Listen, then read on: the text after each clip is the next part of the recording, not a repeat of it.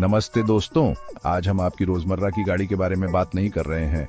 हम सीधे modern military ताकत की दुनिया में जा रहे हैं अल खालिद मैन बैटल टैंक के साथ। ये कोई मामूली टैंक नहीं है, ये एक जीता जागता दानव है। ये टैंक लगभग 50 टन का है जो कहता है मुझसे पंगा मत लो। चीन और पाकिस्तान के कोलैबोरेशन से बना अल खालिद महत्वाकांक्षा और टेक्नोलॉजिकल प्राउड का सिंबल है। इसका नाम एक लेजेंडरी अरब योद्धा खालिद इब्न अल वालिद के नाम पर रखा गया है और यकीन मानिए ये टैंक अपने नाम पर खरा उतरता है। तैयार हो जाइए। अल खालिद पहली बार 90 के दशक के आखिर में दुनिया के सामने आया।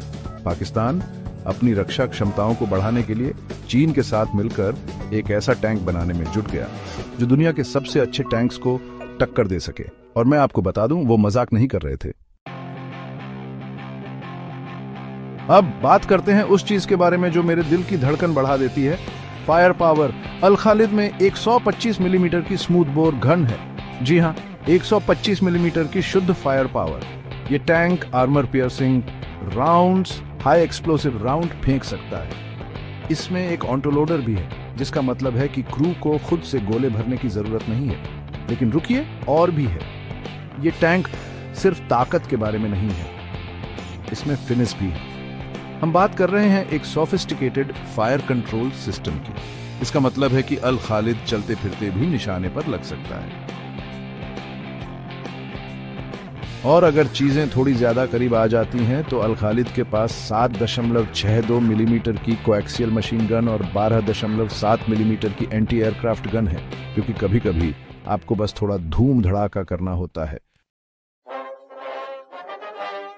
उस मजबूत बाहरी आवरण के नीचे एक दिल धड़कता है, जिसे हम 1200 हॉर्स पावर का डीजल इंजन कहते हैं। ये अपने 48 टन वजनी धातु को प्रभावशाली तरीके से और 72 किलोमीटर प्रति घंटे की रफ्तार से दौड़ा सकता है। और ये सिर्फ स्पीड के बारे में नहीं है, ये टैंक किसी भी चीज का सामना कर सकता है। रेगिस्तान, पहाड़ और कुछ भी, और हर मौसम में कामयाब है। ये पानी में भी चल सकता है, किंतु 5 मीटर पाइप नली एग्जॉस्ट पर लगाकर, इसलिए इसे पुल की जरूरत नहीं है। इसकी रेंज लगभग 450 किलोमीटर है, जिसका मतलब है कि ये एक बार फ्यूल को टॉप अप करके 450 किलोमीटर दूर तक जा सकता है। सेक्शन 4, एक मॉडर्न किला डिजाइन और आर्मर। अब आप शायद सोच रहे होंगे ये सब ठीक है, लाजमी है, लेकिन प्रोटेक्शन का क्या? तो दोस्तों, अल खालिद एक ईंट के घर जैसा मजबूत बना है। इसमें कंपोजिट आर्मर और एक्सप्लोसिव रिएक्टिव आर्मर है। इसका मतलब है कि ये दुश्मन की फेंकी हुई किसी भी चीज को डिफ्लेक्ट कर सकता है। लेकिन ये सिर्फ ताकत के बारे में नहीं है। अल खालिद अपने आकार के हिसाब से हैरानी की बात है कि काफी स्टेल्दी है। इसका प्रोफाइल लो है, जिससे इसे मारना मुश्किल है, और इस थर्मल सिग्नेचर को कम करने के लिए डिजाइन किया गया है, जिससे इसे थर्मल इमेजिंग से पकड़ना मुश्किल है।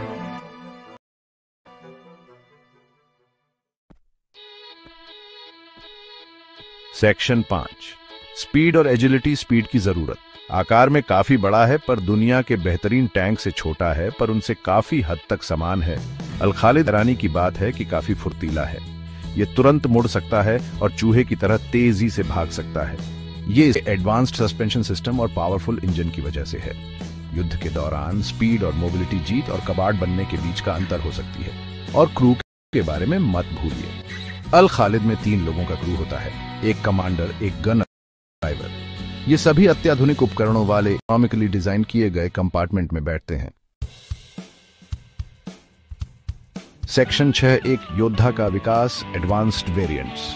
किसी भी अच्छे उपकरण की तरह अल खालिद को लगातार बेहतर बनाया गया है। हमने अल खालिद 1, अल खालिद 2 को देखा है। हर वर्जन पिछले वाले से ज्यादा एडवांस्ड है। इन अपग्रेड्स में नए थर्मल साइट्स, बेहतर आर्मर और भी पावरफुल इंजन जैसी चीजें शामिल हैं। उदाहरण के लिए अल खालिद 2 में एक बेहतर बैटलफील्ड मैनेजमेंट सिस्टम है। इससे टैंक युद्ध के मैदान में अन्य यूनिट्स के साथ डेटा शेयर कर सकता है, जिससे कोऑर्डिनेटेड फायर पावर का एक घातक नेटवर्क बनता है। आपको किसी लगी जानकारी हमें कमेंट सेक्शन में दे। धन्यवाद।